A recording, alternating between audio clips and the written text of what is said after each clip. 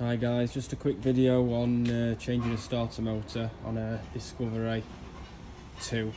This is a 04 plate, so if you're a bit of a novice like me with DIY car mechanics, then this is just a simple breakdown video of what to do.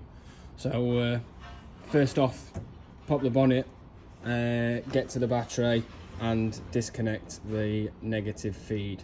Okay, that's the first thing you need to do. Right, so once you've gone and disconnected the battery, obviously then you need to locate the starter motor. I'm doing this from underneath in a pit. Obviously if you've got them facilities or a ramp, I would recommend. It's going to be a lot easier. I understand obviously some people haven't and they'll have to jack it up and just sort of lay down to do it. But if I just zoom out one moment, just try and show you roughly where it is. Okay, so obviously you've got, work your way back. Obviously your prop shaft here and it's just above it. Okay, so obviously the sequence how to do this would be take the power supply off. Alright, that was just a 13mm bolt, pretty straightforward. Then undo this, what just pulls off, slots back on. Okay, pretty straightforward. Alright, and then obviously there is 3 bolts holding the starter motor in place. So there's 2 here and 1 at the top. These 2 are pretty straightforward to get to.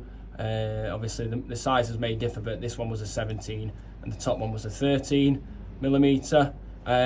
Like I say, they're pretty straightforward to come to and get to.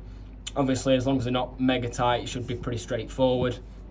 And the awkward one is the top bolt, which is just a nut on this one anyway, so it's not a full bolt going all the way through, it's literally just a nut. Now I can reach around and feel where it is. I would recommend, if you can, obviously having both hands free and reaching right round with the left to locate where it is, and then obviously once you've done that with the right hand, obviously feed on a socket with an extension. You'll need an extension to reach it.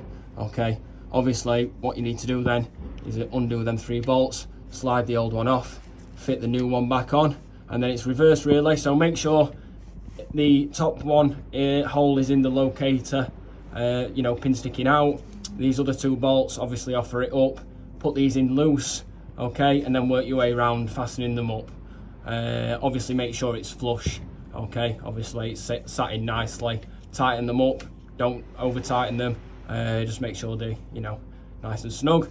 And then obviously the reverse really, so you would then slide this back on, okay, put your power supply back on, okay, again make sure that's nice and tight, not wobbling and all that. You would then obviously go back up and put your battery negative back on, fasten that on, and obviously try it, and all being well you should fire up first time.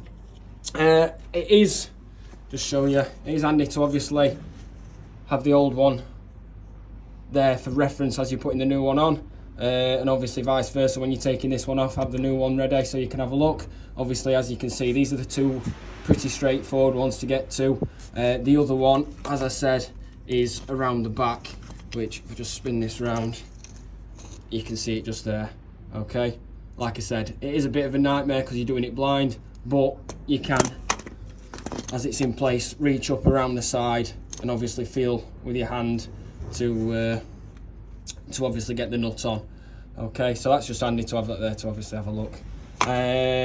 Tools rise, obviously I've just got a basic socket set, 3/4. Obviously, it was more than man enough for the job, and that's all you really need, to be fair. Okay, obviously just a variety of sockets and whatnot. As I said, some of them may differ in size, but yeah, that's it. So like I said, it was a relatively straightforward job. Took me about 20 minutes. Like I said, I hope this video helps with the step by step.